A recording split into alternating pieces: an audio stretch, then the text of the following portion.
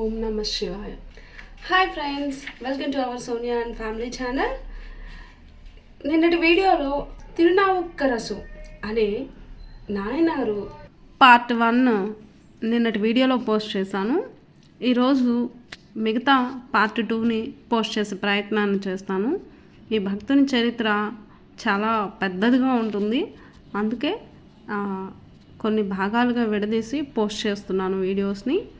So ఈరోజు తిరునావుక్కరసు అనే నాయనారి భక్తుని చరిత్ర పార్ట్ 2 వీడియోను, ఆయన చరిత్రను గురించి తెలుసుకునే మిగతా భాగాన్ని తెలుసుకునే ప్రయత్నాన్ని చేద్దాం.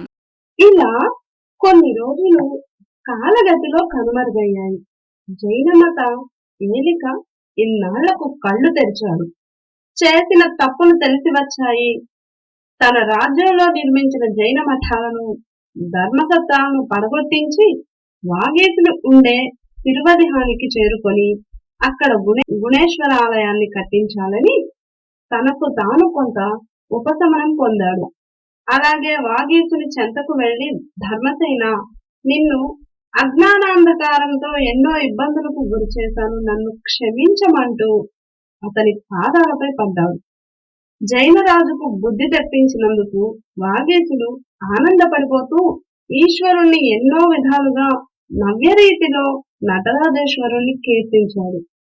అనంతరం తిరువెన్నై నందూరు, ఆమత్తూరు,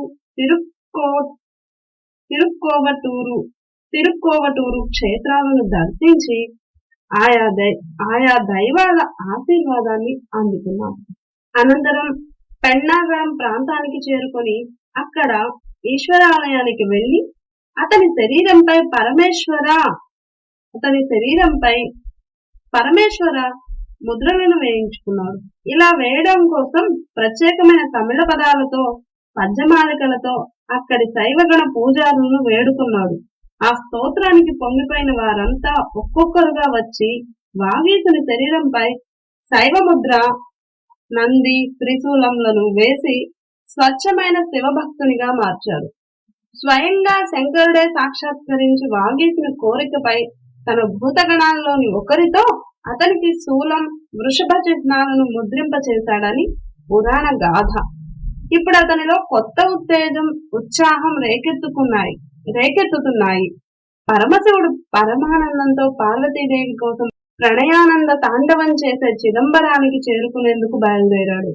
చిదంబరాన్ని స్మర్శించుకున్న కొద్ది మనోసంద్రంలో భక్తి తరంగాలు ఉవ్వెత్తున ఉబికి లేస్తాయి. ఆ తరంగాలు ఒకదానికొకటి ఓరుసుకున్న కొద్దీ ఆ రాపిడి నుంచి గిన్నెలుగా జ్ఞానామృతం ఉద్భవిస్తుంది. ఈ అమృతోద్భవం జరగాలంటే ముందుగా మనలో భక్తి అనే కవ్వాన్ని ఆధారం కావాలి. ఈ కవ్వమే భక్తి రాపిడి. అనంతమైన మనోసాంద్రమే క్షీరం. దీని సంయోగ వియోగ ఫలితమే జ్ఞానామృత సారం. చిదంబరం సమీపిస్తున్న కొద్దీ శివనామ స్మరణ వీరులకు విందు చేస్తోంది. చిదంబరేశ్వరుని రూపలావణ్యం మనోనేత్రాలను పవిత్రం చేస్తోంది. ఆలయం సమీపించగానే పశ్చిమ ద్వారం వద్దనున్న భక్తులంతా వాగీశ భక్తుణ్ణి శ్రద్ధాభక్తులతో లోనికి ఆహ్వానించారు. ఆలయం ప్రవేశిస్తున్న కొద్దీ వాగీశంలో భక్తి పెళ్ళుబుకుతోంది. తన్మయత్వంతో నటరాజ నిలయమైన కనక సభను ఎప్పుడెప్పుడు దర్శిద్దామా అని ఆతృతతో వేగిరం అడుగులేస్తూ ఉన్నాడు. అతని మనసులోని కోరిక నెరవేరే తరుణం ఆసన్నమైంది. ఇన్నాళ్లకు వాగీసుడు తిరునావుక్కరసు నీకియార్ తాండవ భంగిమలో ఉన్న నటరాజేశ్వరుణ్ణి దివ్యమంగళ రూపాన్ని తనివి తీరా దర్శించి మైమరచిపోయాడు. కనుల వెంట ఆనంద బాష్పాలు జలజల రాలి శివుని పాదాలను శుద్ధి చేశాయి. అతని తనువు, మనసు శివమయమైపోయింది. ఆ సమయంలో అతనిలో కవితాగంగ పెళ్ళుబికి ఆలయాన్నంతా ముంచెత్తింది. విరుట్టా తిరుమలై నిరసైములై తమిళంలో ఇవో పద్య చందోరీతులు, వృత్తాల్లో అనేక తమిళ పద్యాలు పరమశివుని కంఠానికి నవ్య పద్య కుసుమాల మాలగా అలంకృతమయ్యాయి. స్వామి, నీ నాట్య భంగిమ స్వరూపాన్ని విగ్రహ రూపంలో దర్శించే భాగ్యం కలిగింది. కానీ నీ నిజమైన తాండవ రీతిని కనగలిగే వరాన్నెప్పుడు అనుగ్రహిస్తావో కదా అనుకుంటూ ఆలయ పరిసరాలను పరిశుభ్రం చేస్తూ ఇక్కడ వాగీసుడు చాలా రోజులు ఉండిపోయాడు. ఇక్కడ నటరాజేశ్వరుని సేవ చేస్తూనే మధ్య మధ్యలో ఇక్కడకు సమీపంలో ఉన్న తిరుక్కళిపాలై నగరం వెళ్లి అక్కడ కొలువైన దేవదేవుణ్ణి దర్శించి అక్కడ కూడా ఎన్నో స్వభాష కీర్తనలతో స్వామిని స్తుతించేవాడు. ఇదిలా ఉండగా ఇతని పూర్వజన్మ సుకృతం వల్ల త్రిమూర్తులలో ఒకరిగా విఖ్యాతి చెందిన జ్ఞాన సంబంధాలను కలుసుకోవాలనే ఆకాంక్ష వాగీసునిలో రోజు రోజుకు బలపడుతుంది. సంబంధ శిశుదశలో ఉన్నప్పుడు సాక్షాత్తు జగన్మాతే తన స్తన్యాన్నిచ్చి ఆకలి తీర్చినట్టు పురాణాలు తెలుపుతున్నాయి. జగన్మాత స్తన్యాన్నే గ్రోలిన సంబంధాలకు జ్ఞానం అబ్బడంలోనూ అపార పాండితి ప్రతిభ అలవడడంలోనూ వింతేముంది. అందుకే ఇతన్ని దర్శించినంత మాత్రానే పార్వతీ పరమేశ్వరులను దర్శించినట్టు అనుభూతి కలుగుతుంది. అలాంటి మహాభక్తుడు మహానుభావుడైన జ్ఞాన సంబంధాన్ని ఎప్పుడెప్పుడు కలుసుకుందామా అని ఉవ్విళ్ళూరుతున్నాడు. ఇక ఆగలేక అతనే ఆయన ఉండే ప్రాంతమైన సీర్గాలికి పయనం సాగిద్దామనుకున్నాడు. ఇక్కడ పరమేశ్వరుని అనుమతి కోరి సీర్గాలికి బయలుదేరాడు. మధ్యలో తిరునార్యూర్ క్షేత్రాన్ని దర్శించుకున్నాడు. సాక్షాత్తు పరమశివుని ద్వారానే తన వ్యాధిని నివారింపజేసుకున్న మహాభక్తుడు, శివ పరివారంలోని శివభక్తుడైన వాగీసుడు తన కోసం ఇక్కడకు వస్తున్న వార్త జ్ఞాన సంబంధాలకు తెలిసింది. వెంటనే సంబంధాలు అతన్ని కలుసుకునేందుకు బయలుదేరాడు. వాగీసుడు వయసులో బాగా పెద్దవాడు, వార్ధక్యానికి సమీపిస్తున్నాడు. జ్ఞాన సంబంధ చిన్న వయసులో ఉన్నాడు. అందులోనూ శివునికి అత్యంత ప్రియమైన భక్తుడు వాగీసుడు. కాబట్టి వాగీసుని కలిసేందుకు తానే బయలుదేరాడు సంబంధ. వాగీసుని చూడగానే తన సొంత తండ్రిని చూసిన భావన కలిగింది సంబంధాలకు. దాంతో అప్రయత్నంగా అప్ప అని సంబోధించి పలకరించి పాదాలపై పడ్డాడు సంబంధ. ఆప్యాయంగా పైకి లేవనెత్తి సొంత కుమారునిగానే దగ్గరకు తీసుకుని, నాయనా, నేను శివదాసుణ్ణి అన్నాడు వాగీసుడు. వారుభయులు కలిసి సీర్గాలిలో కొలువైన తోణి అప్పర్ దైవాన్ని సేవించేందుకు వెళ్లారు. ఆలయానికి సమీపించగానే ఇక్కడి దైవాన్ని నీ ఆసుపత్ర ధారతో అభిషేకించమని వాగీసుని కోరాడు సంబంధాలు. అక్కడి దైవం పేరు తోణి అప్పర్. అక్కడి పార్వతీ పరమేశ్వరులను చూడగానే వాగీసునిలో వాక్కుకు యువరాజు కవితాధార వెల్లువెత్తింది. పద్యం సునాయాసంగా ప్రభవించింది. పారకెండు మోడి 10 పాదాలున్న చందోపద్యం పారవస్యంతో ఆలపించారు. అనంతరం వారిద్దరూ మఠంలో భోజనానికి వెళ్లారు. శివగణాల్లో ప్రముఖులైన ముఖ్యులైన 2 భక్తులు కలుసుకుని మాట్లాడుకుంటుంటే అక్కడ మిగిలిన వారందరికీ నంది భృంగీసులు కలుసుకున్న భావన కలిగింది. శైవ మతానికి వారిద్దరూ 2 కళ్ళలాంటి వారంటే ఎంత మాత్రం అతిశయోక్తి కాదు. వాగీసుడి జ్ఞాన సంబంధాలను కలిసే వరకు వాగీసునిగానే అందరికీ పరిచితుడు. అయితే కలిసిన అనంతరం మాత్రం వాగీసుడు తనకంటే వయసులో పెద్దవాడవటం వల్ల ఇతన్ని అప్పారని ఎంతో గౌరవంగా వ్యవహరించేవారు సంబంధాలు. అప్పటి నుండి నీకియార్, వాగీసుడు, తిరునావుక్కరసు అప్పారుగా ప్రసిద్ధుడయ్యాడు.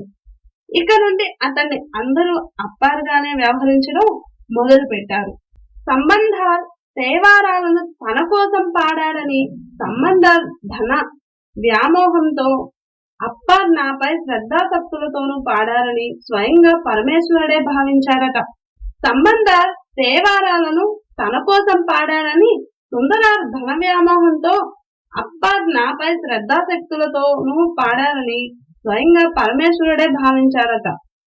అప్పర్ది దాస్యభక్తి కావడం, స్వతహాగా అతనిది రైతు కుటుంబం కావడంతో అతని కీర్తించే సాహిత్యంలో భక్తి భుక్తి సమపాళ్లలో తాండవిస్తూ ఉంటాయి. మరికొన్ని రోజులు గడిచాయి. బాలవృద్ధుల స్నేహ సుగంధాలు గుబాళిస్తూ అక్కడి వారందరి హృదయాల్లో భక్తి పుష్పాలను విరింపజేస్తూ మరింత వికసిస్తున్నాయి. రోజు ఆలయానికి వెళ్లడం, ఆలయాన్ని పరిశుభ్రం చేయడం, గుడిలోని దైవాన్ని తన స్వచ్ఛమైన భావంతో అందంగా గీతాలది పరమేశ్వరుని గలసీమకు అర్పించడమే పనిగా పెట్టుకున్నారు అప్పార్. విరామ సమయాల్లో సంబంధాలతో కలిసి శివుణ్ణి గురించి మంచి ప్రవచనాలను వచ్చిన వారికి వినిపించి తాను తరిస్తూ భక్తుల్ని కూడా తరింపజేశాడు అప్పార్. కొద్ది రోజులు గడిచిపోయాయి. కావేరీ తీర ప్రాంతం చుట్టుపక్కల నెలకొన్న శైవ క్షేత్రాలను సందర్శించాలని కోరిక కలిగింది అప్పర్కు. దానికి ఎంతో సంతసిస్తూ అంగీకరించాడు సంబంధాలు. అంతేకాక తిరుక్కోలక్క క్షేత్రం వరకు తాను వచ్చాడు సంబంధాలు. తర్వాత అప్పర్ ఒక్కడే తీర్థయాత్ర గమనం సాగించాడు. పరియలూరు, పుంగూరు, నీరూరు, నెరియూరు, ననిపల్లి తదితర శైవ తీర్థాలను దర్శించి అక్కడక్కడ కొలువైన ఈశ్వరుణ్ణి సేవించి అభయాన్ని అర్థించాడు. అలాగే కావేరీ నదికి ఆవల వైపు ఉన్న తీర్థాలను కూడా దర్శించాలనుకుని బయలుదేరాడు. ఇందులో భాగంగా సెంపన్నల్లి, మైలాదు, తురై, తిరుత్తి, వెల్వి కూడా ఆలయాలు కూడా సందర్శించాడు అప్పర్. ఇలా భక్తి పారవస్యంతో అప్పర్ పరమశివునిపై అనేక గీతాలను వెలారుస్తూ అనేక క్షేత్రాలు దర్శించాడు. అలాగే అవధుత్తంతురై క్షేత్రాన్ని దర్శించాడు. అక్కడ పరమేశ్వరుని వివిధ స్తోత్రాలతో నవ్య రీతి చందోపదంలో పద్యాలను అల్లి స్తుతించాడు. ఇక్కడ కొద్ది రోజులుండి స్థిమితంగా శివ కైంకర్యం చేసుకుని అనంతరం ఇడేమరుదూర్, నాగేశ్వరం, పళియార్ క్షేత్రాన్ని దర్శించి అక్కడి దైవాన్ని కొత్త కొత్త రీతులతో కీర్తనలు ఆలపించి శివుణ్ణి ఆకట్టుకున్నాడు. ఇక్కడి నుంచి తిరుశక్తిముత్రం క్షేత్రానికి వెళ్లి తనకు శివదీక్షను ఇవ్వమని ఆ దైవాన్నే వివిధ పద్యాలతో మొరపెట్టుకున్నాడు. అలాగే నాకు అంత్యదశ సమీపించేలోగానే నా శిరస్సుపై నీ చరణార విందాన్ని మోపమని ప్రార్థించాడు. అతని అభ్యర్థనకు కరిగిపోయిన మంచుకొండ దేవర, భర్త, నీవు వెంటనే తిరునల్లూరు ప్రాంతానికి రా, అక్కడ నీ కోరిక నెరవేరుతుందని ఆకాశవాణి ద్వారా వాగీసునికి తెలియజేశాడు. శివాదేశం మేరకు అప్పార్ అక్కడికి వెళ్ళాడు. వెళ్ళగానే సాక్షాత్తు పరమశివుడు అప్పార్ శిరస్సుపై తన పావనమైన పాదాలను ఉంచి దీక్షను అనుగ్రహించాడు. పరమేశ్వరుని పరమ పావనమైన పాదద్వయం శిరస్సును తాకగానే ఒళ్ళంతా ఒక్కసారి జల్లుమంది. శివుని శిరస్సుపై నెలకొన్న గంగ ఇతనిలో కవిత జరిగా మారి అతని వెంట ఆశువుగా అప్పటికప్పుడు వివిధ పద్యాలు వెల్లువలా పారి మహేశుని పాదాలను కడిగి అక్షరాలై పుట్టినందుకు జన్మను పావనం చేసుకున్నాయి. అలాంటి ఈ పవిత్రాలయంలో స్వామి సేవ చేసుకున్నాడు వాగీశుడు. అనంతరం నల్లూరు నుండి కరుహవూరు, తిరువాయూరు, తిరుప్పాలైతురైల్లో వేంచేసిన ఉమామహేశ్వరుని దర్శించుకున్నాడు వాగీశుడు. ఇక్కడి నుండి తిరుప్పళనం క్షేత్రానికి వచ్చాడు. ఇక్కడకు వచ్చే దారిలో ఉన్న అప్పూది అడిగల్ అనే విప్రోత్తముడు నివసించే తింగళూరుకు చేరుకున్నాడు. వేదాంగాలను అపోసన పట్టిన వైదిక శిఖామణి అప్పూది. అతనిక్కడ నావుక్కరసు పేరుతో ఎన్నో మఠాలని, చలివేంద్రాలను నిర్వహిస్తున్నాడు. వాటన్నిటిని చూసి ఈ వాగీసు నివ్వెరపోతూ వీటి యజమాని అయిన అప్పూదిని కలుసుకుందామని అతని నివాసాన్ని తెలుసుకొని అతని ఇంటికి వెళ్ళాడు. నిజానికి అప్పూదికి వాగీసుడంటే ఎంతో భక్తి. ఎందుకంటే సాక్షాత్తు పరమశివుని అనుచర గణంతో శరీరంపై శివ చిహ్నాన్ని వేయించుకున్న మహానుభావుడితనని విన్నాడు. అలాగే పరమశివుని సాయంతో దీర్ఘకాలంగా బాధిస్తున్న కడుపు నొప్పిని తగ్గించుకున్నాడని విన్నాడు. దాంతో వాగీసునిపై అంతులేని భక్తి పెంచుకున్నాడు. ఎంత భక్తి అంటే కుమారునికి కూడా తిరునావుక్కరసు అని పేరు పెట్టుకున్నాడు. అందుకే ఏం చేస్తున్నా అన్ని శివభక్తుని పేరిటనే సాగించడం ప్రారంభించాడు. అలాంటి మహానుభావుడు అనుకోకుండా తన ఇంటికి అతిథిగా విచ్చేయడంతో ఉబ్బి తబ్బిబ్బయ్యాడు. వెంటనే ఆ మహాభక్తునికి ఎదురేగి అర్ఘ్యపాద్యాదులతో తిరిగి స్వాగతించాడు అప్పూది. తన ఇంట ఆతిథ్యం స్వీకరించమని అర్థించాడు అప్పూది. అప్పూది ఆదరణకు భక్తికి పొంగిపోయాడు వాగీసుడు. తక్షణం భోజనానికి అంగీకరించాడు వాగీసుడు. వాగీసుడు భోజనం చేసేందుకు అప్పూది కుమారుడు దొడ్లో ఉన్న అరటి ఆకు కోసేందుకు వెళ్ళి అక్కడ పాము కాటుతో చనిపోతాడు. అయితే ఈ విషయం తెలిస్తే అతిథి సత్కారానికి ఆటంకం కలుగుతుందని భావించి కుమారుడు పోయిన దుఃఖాన్ని దిగమింగుకొని గుండెల్లోనే దాచుకొని అప్పారికి విందుకు ఆహ్వానించాడు. ఎంతటి గొప్ప స్వభావం అర్థం చేసుకోవాలి. కన్న కుమారుడు చనిపోతే విందుకు ఆటంకం కలుగుతుందని మనసులోనే ఆ బాధనంతా దిగమింగుకొని విందుకు ఆహ్వానించాడు అప్పారుని. అయితే తన కుమారుడు పాము కాటుకు గురై మరణించాడన్న విషయం వాగీశునికి ఈశ్వర కటాక్షంతో తెలిసిపోయింది. వెంటనే వాగీశుడు, నాయనా విచారించుకు, విషయమంతా పరమేశ్వర అనుగ్రహంతో నాకు తెలిసిపోయింది. నీ కుమారుని దేహాన్ని ఇక్కడి శివాలయానికి తీసుకురమ్మని తాను ఆలయానికి వెళ్ళాడు వాగీశుడు. అక్కడ ఒండ్రుకొలాం అనే అక్షరాలు తొలిగా వచ్చేలా పదిలాన్ని ఆసువుగా పాడి శివుణ్ణి ప్రార్థించాడు వాగీశుడు. కీర్తన ఆగడమేమిటి, కుమారుడు లేచి కూర్చోవడమేమిటి, రెండు ఒకేసారి ఏకకాలంలో జరిగాయి. అయితే విందుకు ఆహ్వానించి అతిథికి సకాలంలో భోజనం సమకూర్చలేకపోయానని చాలా బాధపడ్డాడు అప్పూది. వాగీశుని భక్తికి దాసుడయ్యాడు అప్పూది. అక్కడి వేద పండితులు వెంటరాగా తిరుప్పలానికి తీసుకెళ్లి అక్కడ దైవ దర్శనం చేయించారు. వాగీశుడు వారంతా అక్కడుండగానే పరమేశ్వరుణ్ణి అప్పూదిని తనదైన శైలిలో తీయనైన పదిహాన్ని పాడి పరమేశ్వరునితో పాటు అక్కడి వారందరినీ కూడా పరవశింపచేశాడు వాగీశుడు. ఇక్కడే కొన్ని రోజులు ఉండి ఇక్కడి నుంచే తిరుచుతురత్తరై తదితర క్షేత్రాలని దర్శించాడు. తిరుచుతురత్తరై క్షేత్రంలో ఎక్కువ రోజులు ఉండి అక్కడ నెలకొన్న చంద్రశేఖరుడు, గంగాధరుడు, గరళకంఠుడు, ఉరగభూషణుని సేవలో కాలం గడిపాడు ఈ వాగీశుడు. తరువాత తనకు శివదీక్షనిచ్చిన తిరునల్లూరుకే వచ్చి అక్కడి పరమేశ్వరుణ్ణి కొలుచుకున్నాడు. ఇక్కడి నుంచి ప్రసిద్ధి చెందిన శైవ క్షేత్రాలకు పయనమయ్యాడు. క్షేత్ర దర్శనంలో భాగంగా వాగీశుడు పలహయారై, పల్లూరు, వళుంచుళి, కుడుమూకు, నాలూరు, తిరుచ్చరి, కుడవోయల, నరువూరు, తిరువాంచియం, పెరువేలూరు, విలుమారు తదితర క్షేత్రాల్ని సందర్శించాడు.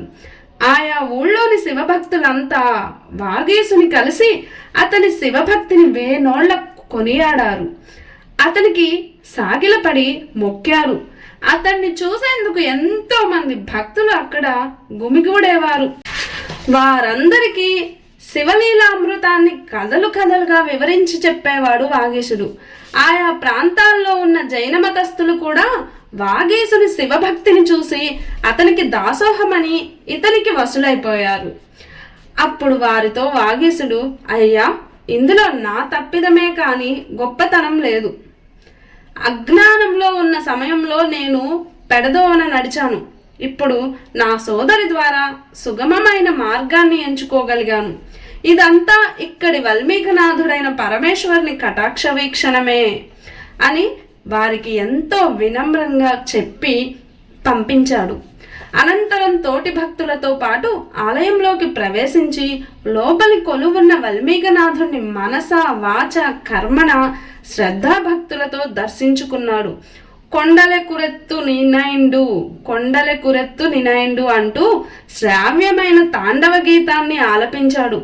నేను నిజంగా మూర్ఖశిఖామణిని.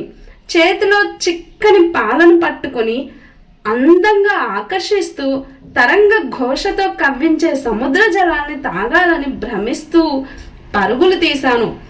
ఎంత జీవితాన్ని ఇలా వృధా చేసుకున్నానని వాల్మీకనాథుని ఆలయం చుట్టూ ప్రదక్షిణం చేసుకుంటూ విచారిస్తున్నాడు. ఇప్పటికైనా స్వామి కరుణించి నన్ను అనుగ్రహించాడు. లేకపోతే ఎప్పటికీ ఆ అపమార్గంలోనే నడుస్తూ జన్మను వృధా చేసుకునేవాణ్ణి అని చిందించాడు.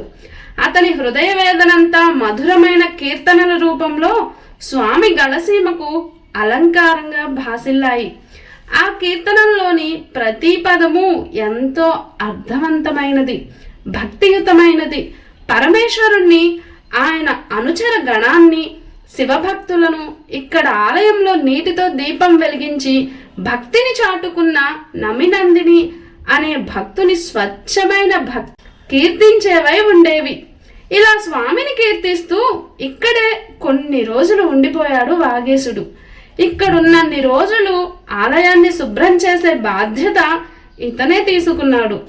ఆలయ ఆవరణలోని గడ్డి గాదాన్ని తన దోకుడు పారతో పెకిలించి శుభ్రం చేసేవాడు. ఇక్కడున్నన్ని రోజులు ఉండి తరువాత ఇక్కడకు సమీపంలోనే ఉన్న వలివలం, కీల్వేలూరు, కండ్రప్పూర్ తదితర ప్రాంతాల్లోని ఆలయాలను సందర్శించి అక్కడి నుంచి తిరువారూరు వెళ్ళాలనుకున్నాడు. ఎందుకంటే ఇక్కడ తిరువాంద్రై అత్యంత వైభవంగా జరుగుతుంది. మొత్తానికి ఉత్సవం జరిగే సమయానికి ఇక్కడకు చేరుకోవాలనుకున్నాడు అప్పర్. ఈ సమయంలో జ్ఞాన సంబంధాల్ పుహలూరులోని మురుగనార్ మఠంలో బస చేసి ఉన్నాడు. తిరిగి ఈ శివభక్తులిద్దరూ సంతోషంతో పుహలూరు పొలిమేరల్లో కలుసుకున్నారు. వారి కలయిక చూస్తుంటే 2 నదులు ఒకే సమయంలో సాగరంలో కలిస్తే ఎలా ఉంటుందో అలా ఉన్నట్టు అనిపిస్తుంది. ఇద్దరూ కలిసి ఎన్నో విషయాలు చర్చించుకున్నారు. ఇక్కడ జరిగే ఆర్ద్రా మహోత్సవాన్ని వర్ణిస్తూ పద్యం చెప్పమని అప్పర్ను కోరాడు సంబంధార్. వెంటనే పరమేశ్వరుని ధ్యానించుకుని ముతు విధాన, ఇది తమిళ ఛందస్సులో ఒక రీతి ఛందస్సు పద్ధతిలో ఒక పద్యాన్ని చదివాడు అప్పర్. ఆ పద్యం విని ఎంతగానో మెచ్చుకున్నాడు సంబంధార్. అనంతరం తాను తిరువారూరు వెళ్ళి వచ్చిన తర్వాత కలుస్తానని చెప్పి తిరువారూరు బయలుదేరాడు. అప్పర్ పుహలూరులో కొలువై ఉన్న విశ్వనాథుణ్ణి దర్శించి స్వామిని ఎన్నో విధాలుగా కీర్తించాడు. ఇక్కడ కొన్నాళ్ళుండి అతని అలవాటు ప్రకారం ఆలయాన్ని శుభ్రం చేసి దైవాన్ని కొలుచుకునేవాడు. ఇంకా దగ్గరలోని శైవ క్షేత్రాలను దర్శిద్దామనే అభిలాషతో అప్పరు ఇక్కడే ఉండి చంగంటాం కుడి, నల్లూరు, శాంతై, ఐవంతి, తిరుమారుహల్ తదితర క్షేత్రాలని సందర్శించాడు. జ్ఞాన సంబంధ ఇక్కడకు వచ్చిన తర్వాత వీరిద్దరూ కలిసి మరో 2 విశిష్ట శివభక్తుల్ని కలుసుకున్నారు. వారే చిరుతొండ నాయనార్, నీలనక్క నాయనార్లు. తర్వాత వారిద్దరూ కలిసి తిరుఅంబరు, తిరుక్కడవలూరు సందర్శించారు. తిరుక్కడవలూరులో వీరు గుగ్గుల కలయ నాయనారనే మరో విశిష్ట శివభక్తుని మఠంలో బస చేశారు. ఇక్కడి మరుభూమి కూడా పవిత్రమైనది కావడంతో దీన్ని కూడా వీరు దర్శించి రుద్రభూమిగా స్మరించుకుంటూ నమస్కరించుకున్నారు. ఇక్కడి నుండి తొన్నిమాడం స్వయంభూ క్షేత్ర దర్శనం చేసి అక్కడి దైవాన్ని పలు విధాలుగా కీర్తించారు. అక్కడి నుంచి తిరునీలిమిలిలై వెళ్ళి అక్కడి పరమేశ్వరుణ్ణి దర్శించి అభయాన్ని అర్థించారు. ఈ క్షేత్రంలో వారు ఎక్కువ కాలం గడిపారు. దురదృష్టవశాత్తు ఇక్కడ ఒక దుర్భరమైన కరువు సంభవించింది. దాంతో ప్రజలంతా అల్లాడిపోతున్నారు. అప్పర్ సంబంధాలు ఇద్దరూ కలిసి కరువు బారి నుంచి ప్రజలను కాపాడాలని ప్రార్థించారు. అప్పుడు పరమేశ్వరుడు వీరి ప్రార్థనకు కరిగి ఒక చేత జింకను మరో చేత గొడ్డలిని పట్టుకుని ప్రత్యక్షమై, భక్తులారా, మీరిరువురు సుఖదుఖాలకు అతీతులు. ఆకలి దప్పులు మిమ్మల్ని బాధించవు. కానీ ఇక్కడి ప్రజల కోసం నిర్మలమైన మనసుతో నన్ను వేడుకున్నారు. అందుకే వీరిని క్షామ బాధ నుంచి విముక్తుల్ని చేసే అవకాశం మీకు కలిగిస్తున్నాను. ప్రతిరోజు ఆలయంలోని తూర్పు పడమర గోపురాల కింద ఒక బంగారు నాణెం పడేలా చేస్తాను. దాని ద్వారా మీరిద్దరూ ప్రజల క్షుద్బాధలు తీర్చమన్నాడు పరమేశ్వరుడు. దాంతో వీరు ఆ నాణేలను సేకరించి వాటిని విక్రయించి తద్వారా వచ్చిన సొమ్ముతో ఆహార పదార్థాలు కొని ఊరి వారికి పంపించేవారు. ఇలా చేసే సమయంలో సంబంధార్ విక్రయించే నాణ్యంలో బంగారం శాతం తక్కువ ఉండడంతో అతనికి తక్కువ సొమ్ము వచ్చేది. అప్పర్ నాణ్యంలో ఎక్కువ స్వర్ణ శాతం ఉండి అతనికి ఎక్కువ సొమ్ము వచ్చేది. ఈ వ్యత్యాసానికి బాధపడేవాడు సంబంధార్. ఇదే విషయాన్ని శంకరుణ్ణి అడిగాడు సంబంధార్. అప్పుడు శంకరుడు, నాయన, నీవు నన్ను కేవలం మానసిక వాచక రీత్యానే నన్ను ప్రార్థిస్తావు, కానీ అప్పర్ మాత్రం ఎప్పుడు నా ఆలయానికి వచ్చినా ముందు ఆలయమంతా పరిశుభ్రం చేసి అనంతరం నన్ను దర్శనం చేసుకొని భక్తితో కీర్తిస్తాడు. అంటే అప్పర్ నన్ను దర్శించుకునే కంటే ముందు శారీరక మానసిక వాచక రీత్యా త్రికరణ శుద్ధిగా నన్ను సేవిస్తాడు. అందుకే అతని నాణ్యంలో నాణ్యమైన మేలిమి బంగారం ఉంటుందని చెప్పి అంతర్ధానమయ్యాడు. అప్పర్ భక్తిని గ్రహించి అతనికి హృదయపూర్వకంగా నమస్కరించుకున్నాడు సంబంధార్. శంకర వరప్రసాదంతో ఊళ్ళోని ప్రజల అందరినీ 2 పూటల భోజనం చేసేందుకు సత్రానికి ఆహ్వానించారు. భగవంతుడు అనుగ్రహించిన కానుకలతో ఆహార పదార్థాలు విస్తృతంగా లభ్యమయ్యే చోటు నుంచి తెప్పించి ఇక్కడి ప్రజల క్షుద్బాధ తీర్చేవారు. ఈ విధంగా ఇక్కడ పరిస్థితి యథాస్థితికి వచ్చే వరకు ఇదే విధంగా చేశారు ఈ శివభక్త నాయనార్లు. పరిస్థితి చక్కబడగానే అనేక శైవ క్షేత్రాలను సందర్శించి వచ్చారు. సంబంధార్ తనను అప్పా అని పిలిచినప్పటికీ పొంగిపోక నేను కేవలం మీ శిష్యుడననే ప్రకటించుకునేవాడు అప్పర్. ఇద్దరు వీలైనన్ని శివక్షేత్రాలను తిరిగి శైవ భక్తి మతోద్ధరణకు పాటుపడ్డారు. క్షేత్ర దర్శనంలో భాగంగా ఇద్దరూ కలిసి తిరుమలైక్కాడు వేదారణ్యం క్షేత్రానికి వెళ్లారు. వీళ్ళిద్దరూ వెళ్లిన సమయంలో ఇక్కడ నెలకొన్న వేదారీశ్వరుని ఆలయ ద్వారాలు మూసుకొని ఉన్నాయి. విచిత్రం ఏమిటంటే ఈ ద్వారాలు ఇప్పుడే కాదు, ఎప్పటి నుంచో ఈ విధంగా మూసుకొని ఉన్నాయట. అందుకు ఇక్కడి పూజారులు ఏవేవో కారణాలు చెబుతారు. అయితే పూర్వం ఇక్కడ వేద పఠనం చేసే సమయంలో వేద పన్నలు చదవడంలో స్వరంలో అపస్వరం పలికిందట. ఆ నిర్లక్ష్యాన్ని సహించలేని వేదారణ్య స్వామి ఆలయ సింహద్వారాన్ని మూసివేశారని ఒక కథనం. అప్పటి నుంచి వీటిని తెరిపించడం ఎలానో ఇక్కడి వారికి అర్థం కాక పక్క ద్వారం నుండే దైవ దర్శనం చేసుకుంటున్నారు. దాంతో ఇక్కడి భక్తులు సరాసరి సింహద్వారం నుండే దైవ దర్శనం చేసుకునే విధంగా పరిస్థితిలో మార్పు తీసుకురమ్మని వేదారీశ్వరుణ్ణే నీ కమ్మని కీర్తనలతో వేడమని అప్పర్ను అభ్యర్థించాడు సంబంధార్. దాంతో పాటు అప్పర్ కూడా అదే భావనతో ఉన్నాడు. అప్పర్ వెంటనే అర్ధనారీశ్వర, ఈశ్వర, వేదారణ్యవాస, ప్రధాన సింహద్వారం ద్వారానే నిన్ను నేత్రపర్వంగా చూడాలన్న ఆకాంక్షతో ఉన్నాం. మమ్మల్ని అనుగ్రహించి నీకు అడ్డుగా నిలిచిన మాయా ద్వారాన్ని తెరచి నీ ఉనికిని నిరూపించుకో అంటూ పత్తికం పాడాడు అప్పర్. ఆయన తలుపులు తెరుచుకోలేదు. అందుకు చిన్నపుచ్చుకుంటూ పరమేశ నీకు మాపై దయలేదా అంటూ మరో పద్యం పాడాడు. అప్పుడు తలుపులు వాటంతటా అవే తెరుచుకున్నాయి. ఇక్కడి వారంతా ఈ దృశ్యాన్ని చూసి ఆశ్చర్యచకితులయ్యారు. దేవతలు విజయ దుందుబులు మోగించారు. వేద ఘోష వినిపించింది. భక్తుల ఆనంద పరవశులయ్యారు. సంబంధ వాగీసులు ఇద్దరు సింహద్వారం నుండి లోనికి వెళ్లి శివుణ్ణి దర్శించుకుని సేవించుకున్నారు. అప్పుడు అప్పర్ సంబంధుడిని చూసి, అయ్యా, ఇక నుండి ఈ తలుపులు మూసుకుంటూ తెరుచుకుంటూ ఉండేలా చెయ్యమని పరమేశ్వరుణ్ణి అభ్యర్థించమని కోరాడు. సంబంధుడు అతని కోరికను మన్నించి మరింత చిత్రంగా ఒకే ఒక పాటను పాడి తెరుచుకున్న తలుపులు మూసివేశాడు. మూసుకున్న తలుపులు తెరుచుకోవడానికి అప్పర్ 10 పాటలు పాడితే తలుపులు మూసుకోవడానికి సంబంధానికి ఒకే ఒక గీతం ఆలపించాడు. ఇద్దరు శివభక్తి అంత నిర్మలమైనది, స్వచ్ఛమైనది. అప్పటి నుంచి ప్రతిరోజు సింహద్వారం తలుపులు ద్వారానే భక్తులు దైవ దర్శనం చేసుకోగలిగారు. అయితే సంబంధాలు భక్తి ముందు తన భక్తి తేలిపోయిందని అప్పర్ ఎంతగానో బాధపడ్డాడు. తాను 10 పద్యాలు పాడితే కానీ తెరుచుకొని తలుపులు సంబంధాలు ఒక్క పద్యంతో మూసుకోవడం వింతగా అనిపించింది. తన భక్తిలోని ఏదో లోపం ఉందని గ్రహించి తన అపచారాన్ని తెలియజేయమని పరమేశ్వరుణ్ణి వేడుకున్నాడు. అందుకు శివుడు ఆనాటి రాత్రి అప్పర్ స్వప్నంలో సాక్షాత్కరించి, భక్త విచారించుకు, నీవు వాయుమూరుకు రా అని ఆదేశించాడు. ఒక్కసారిగా దిగ్గున లేచి కూర్చున్నాడు అప్పర్. ఎప్పుడు తెల్లవారుతుందా అని ఉత్సుకతతో ఆ రాత్రిని శివస్మరణతో గడిపాడు. అతను ఎదురు చూస్తున్న శుభతరుణం రానే వచ్చింది. భళ్ళున తెల్లారింది. వెంటనే శివాదేశం మేరకు అప్పర్ వాయుమూరుకు బయలుదేరాడు.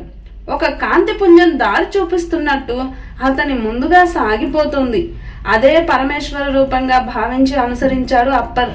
అలా వెళ్ళగా కొద్దిసేపటికి వాయుమూరు ఆలయ శిఖరం గోచరమైంది. అంతే, అప్పటి వరకు మార్గసూచిగా ఉన్న కాంతిపుంజం అదృశ్యమైంది. కళ్ళ ముందు కటిక చీకటి కమ్మినట్లయింది అప్పర్కు. అంతలోనే అతని మనసులో ఒక ఆలోచన తళుక్కున మెరిసింది. పరమేశ్వర, నేనెంత అజ్ఞానంలో పడి మగ్గిపోతున్నానో ఇప్పుడు అర్థమైంది. ఇప్పటి వరకు ఆ తలుపులు నేను పాడిన పద్యం వల్లనే తెరుచుకున్నాయనే పిచ్చి భ్రమలో ఉన్నాను. ఇదంతా నీ లీలా విశేషమేనని తెలుసుకోలేకపోయాను. ఆ వెర్రిని కుదిర్చేందుకు ఇప్పుడు నా కళ్ళకు కనిపించకుండా ఇలా నాతో దోబూచులాడుతున్నావు.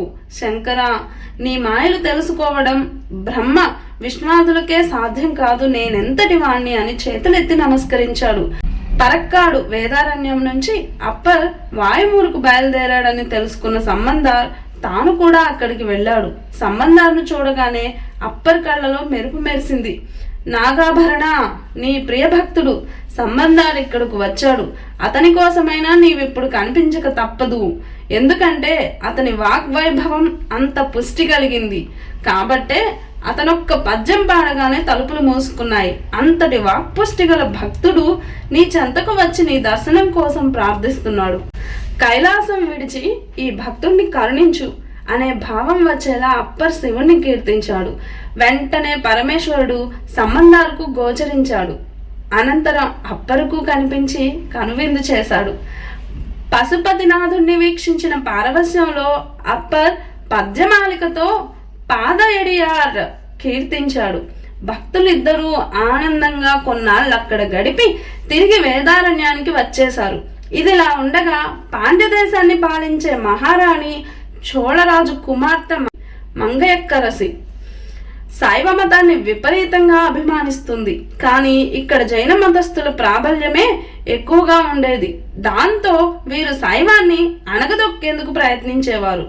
అందుకే ఆమె సంబంధ సహాయాన్ని అర్థిస్తూ ఆ దేశ మంత్రిని కులచ్చిరయార్ను వేదారణ్యానికి పంపించింది.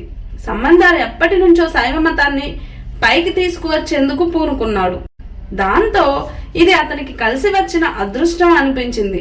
సంబంధాల ద్వారా విషయం అప్పర్కు కూడా తెలిసింది. వెంటనే అప్పర్ జైనులతో తనకున్న అనుభవాన్ని వివరించి వారెంత నికృష్టులో తెలియజేశాడు. వారు క్షుద్ర విద్యలో ప్రావీణ్యులు, పాపాత్ములు, ఎంతటి కార్యానికైనా వెనకడుగు వేయరు. వారి ప్రాబల్యాన్ని అణచివేయాలన్నదే నా లక్ష్యమైనప్పటికీ వారిని పథకం ప్రకారం సమూలంగా నాశనం చేయాలి తప్ప ఏ ఆలోచన లేకుండా వెళ్ళి మనం ఏం చేయలేం. కాబట్టి ఇప్పుడు నీవు అక్కడికి వెళ్ళడం అంత మంచిది కాదని సంబంధాలకు సలహా ఇచ్చాడు అప్పర్. నా యందున్న అపార వాత్సల్యంతో వద్దని వారిస్తున్నావు, కానీ నీకు మాత్రం ఆ దుర్మార్గులను తరిమికొడదామని లేదు. ఏమైనా ఆ పవిత్ర శివభక్తులైన మంగయక్కర చోళదేశపు కుమార్తె, పాండ్యదేశపు రాణి. ఈ మంగయక్కరసి కులచ్చిరయార్ పాండ్యదేశపు మంత్రి. తక్షణమే చూడాలని ఉంది కాబట్టి నన్ను ఆపే ప్రయత్నం చెయ్యకు. పగవారెంత క్రూరులైనప్పటికీ పరమేశ్వరుని కరుణా కటాక్షంతో వారిని నేను ఒంటిగానే ఎదుర్కొంటాను. కారాతీతుడైన పరమేశ్వరుని కృపతో జైనమూకను వాదంలో ఓడిస్తాను అంటూ పాండ్యదేశానికి పయనమయ్యాడు సంబంధార్. అప్పర్ కొంతకాలం వేదారేశ్వరుణ్ణి సేవిస్తూ ఇక్కడే ఉండిపోయాడు. అనంతరం ఎన్నో శైవ క్షేత్రాలను దర్శించాడు. క్షేత్ర సందర్శనలో భాగంగా తిరువాడుదురైలో నెలకొన్న ఈశ్వరుణ్ణి సందర్శించాడు. ఈ ప్రాంతంలోనే పరమశివుడు ఆపదలో ఉన్న ఆవును రక్షించాడు. అలాగే సంబంధుడు తన తండ్రి తలపెట్టిన యాగం నిర్వహణ కోసం 1000 బంగారు నాణాలను ఇచ్చేందుకు సహాయపడ్డాడు.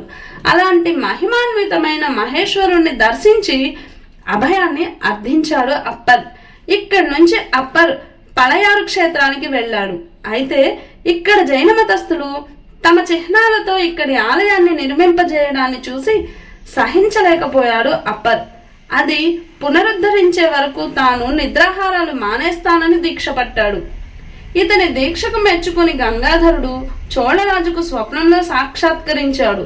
రాజా, జైనమత ప్రాబల్యం బాగా ఉన్న రోజుల్లో ఈ ఆలయానికి వారి చిహ్నం గోపురంగా ఉండేది. ఇప్పుడు నా పరమ భక్తులైన అప్పర్ నా దర్శనాభిలాషి అయి వచ్చాడు.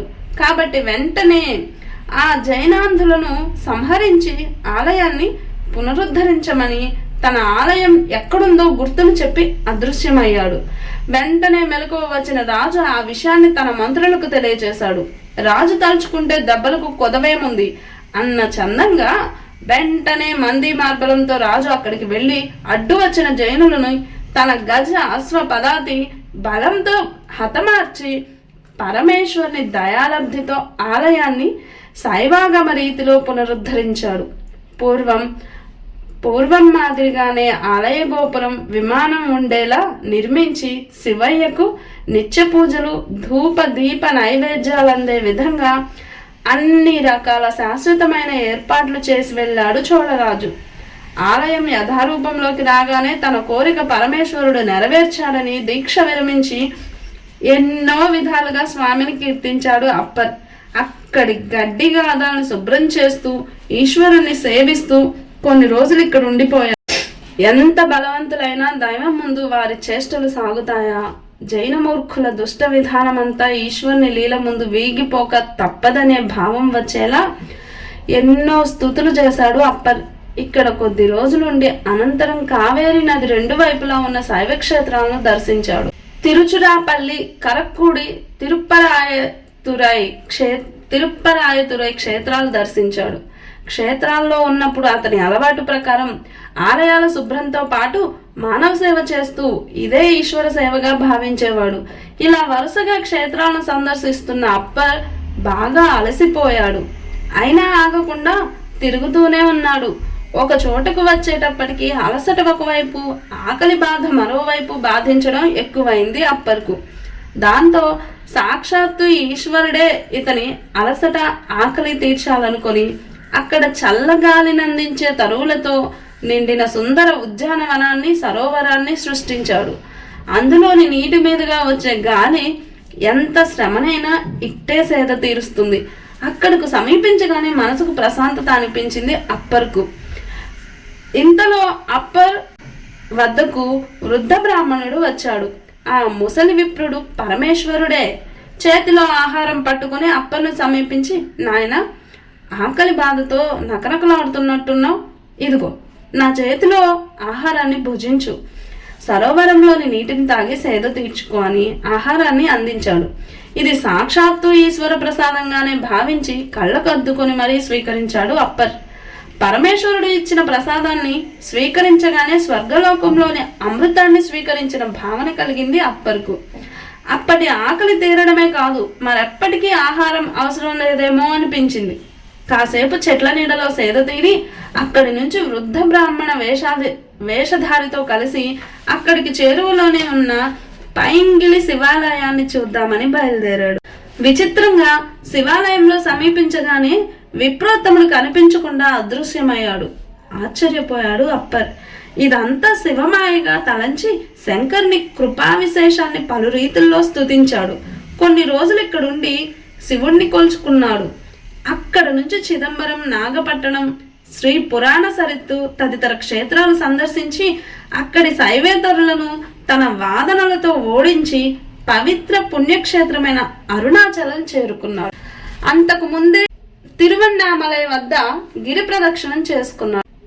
ఆది అంతములే లేని అభవుడితడు, నలువై అయినను శ్రీ పద్మనాభుడైన కలియ చూడగా నాతని తెలియలేరు. అరుణగిరివాస గౌరీశ అఘ వినాశ.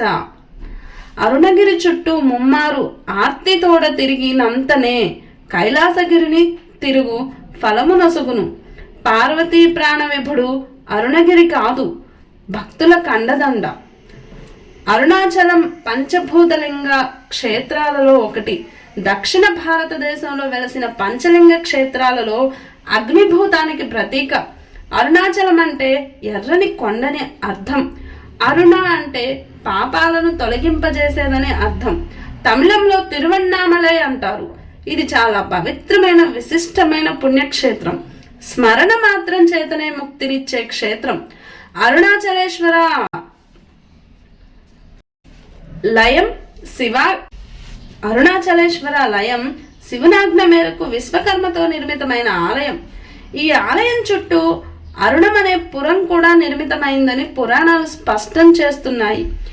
ఆలయంలో జరగాల్సిన పూజా విధానమంతా శివుని ఆదేశం మేరకు గౌతమ మహర్షి నిర్ణయించాలని స్కాంద పురాణాలలో అరుణాచల మహత్యం తెలియజేస్తుంది.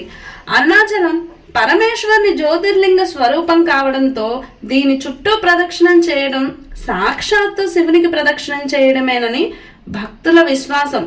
శివునికి ప్రతిరూపమైన రమణ మహర్షి ఈ కొండ ప్రాముఖ్యాన్ని పదే పదే వివరించారు. పాదాచారులై శివస్మరణ చేస్తూ ప్రదక్షిణ చేసే వారికి అంతులేని పుణ్యం సిద్ధిస్తుందని మహాత్ములు చెబుతారు. అందుకే ఎంతో మంది ప్రతినిత్యం అన్ని సమయాలలో గిరి ప్రదక్షిణం చేస్తుంటారు. గిరిపై ఉన్న విలువైన ఔషధుల ప్రభావంతో ఆరోగ్యానికి, శివస్మరణ వల్ల మనసుకు ఎంతో ప్రశాంతత చేకూరుతుంది. చావు పుట్టుకల కంటే అసలు పుట్టకుండానే ఉండడం ఎంతో ఉత్తమమని భావించి అప్పర్ అరుణాచలేశ్వరుణ్ణి ఆ వరాన్ని అనుగ్రహించమని ఎన్నో పద్యాలు, కీర్తనలు ఆలపిస్తూ వేడుకున్నాడు. శివుడు అనుమతినిచ్చినన్ని రోజులు అరుణాచలంలో గడిపి తరువాత ఇక్కడి నుంచి ఎంతో దూరం ప్రయాణించి తొండమండలం తొండైనాడు చేరుకున్నాడు. ఇక్కడి పరిసరాల్లోని తిరువత్తూరు, చెయ్యూరులో వేంచేసి ఉన్న త్రినేత్రుణ్ణి తాండకం అనే తమిళ ఛందస్సులో వివిధ రకాల పద్యాల నల్లి ఈశ్వరుని గళంలో పద్యమాలికగా అలంకరించాడు.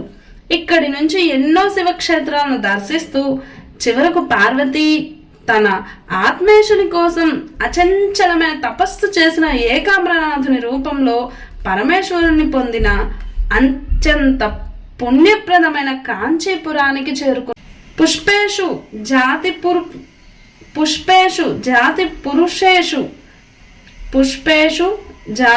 పురుషేషు విష్ణు, నారీషు రంభ, నగరేషు కంచి అంటారు. పంచభూత క్షేత్రాల్లో ఒకటిగా ప్రసిద్ధి పొందిన నగరం ఇది.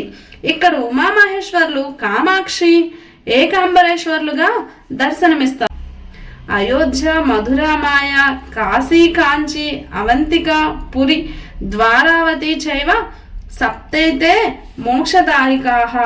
భారతదేశంలో నెలకొన్న 7 మోక్షపురాల్లో కంచి ఒకటి. మోక్ష విద్యకు మూలపీఠం, అద్వైత విద్యకు ఆధార స్థానం. ఆదిశంకరులు అధిష్ఠించిన కామకోటి పీఠ వైభవంతో కంచి నగర శోభ మరింత వెలుగులు విరజిమ్మింది. దేశానికి నాభి కేంద్రం కంచి అంటారు. అసలు కాంచి అంటే మొలనూలు, వడ్డాణమని అర్థం. అమ్మవారి శక్తి క్షేత్రాల్లో అత్యంత ప్రధానమైన క్షేత్రం. పరమ పూజ్యులైన శంకర భగవత్పాదులు దేహ విముక్తి పొందిన పుణ్యస్థలం. ఈ క్షేత్రం అత్యంత మహిమాన్వితమైనది. ఇక్కడ వెలసిన స్వామి ఏకాంబరేశ్వరుడు. ఆంబ్ర అంటే మామిడి, అంబరం అంటే వస్త్రం, ఆకాశం అనే అర్థాలున్నాయి. ఏకాంబరేశ్వర స్వామి అంటే ఒక మామిడి చెట్టు కింద వెలసిన స్వామి అనే అర్థం. ఏకాంబరేశ్వరుడు భూమికి ప్రతీక. ఈ ఆలయంలో ఉన్న మామిడి వృక్షం 3500 సంవత్సరాల నాటిది. దీని 4 కొమ్మలు 4 రకాల రుచిగల పళ్ళనిస్తాయి అని ఇక్కడి వారు చెబుతుంటారు. సంతానం లేని దంపతులు ఈ చెట్టు కింద పడ్డ ఫలాన్ని సేవిస్తే తప్పక సంతానం కలుగుతుందని భక్తుల ప్రగాఢ విశ్వాసం. మరో ఆసక్తికరమైన విశేషం ఏమిటంటే ఈ మామిడి వృక్షం క్రింద ఉమామహేశ్వర్లు పార్వతీదేవి కుమారస్వామిని ఒళ్ళో కూర్చోపెట్టుకుని వధూవరులుగా దర్శనమిస్తారు. ఇక్కడే మనం తపో కామాక్షిని దర్శించవచ్చు. ఇక్కడే పార్వతీదేవి పరమేశ్వరుని కోసం ఈ మామిడి చెట్టు కింద తపస్సు చేసిందని పురాణాలు తెలియచేస్తున్నాయి.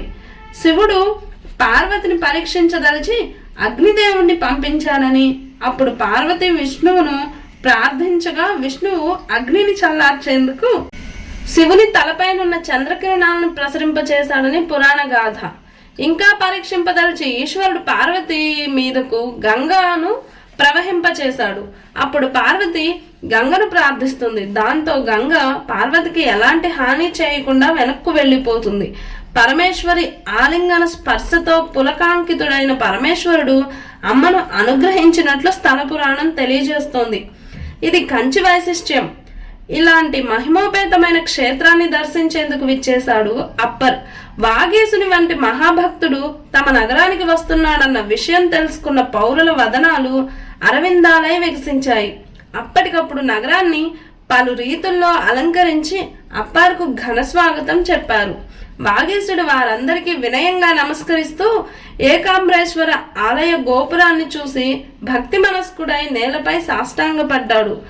అనంతరం ఆలయంలోకి వెళ్ళి పార్వతీ ఆలింగన స్పర్శతో పరవశిస్తున్న పరమశివుని లింగస్వరూపాన్ని దర్శించి అప్పర్ ఆదమర్చిపోయాడు.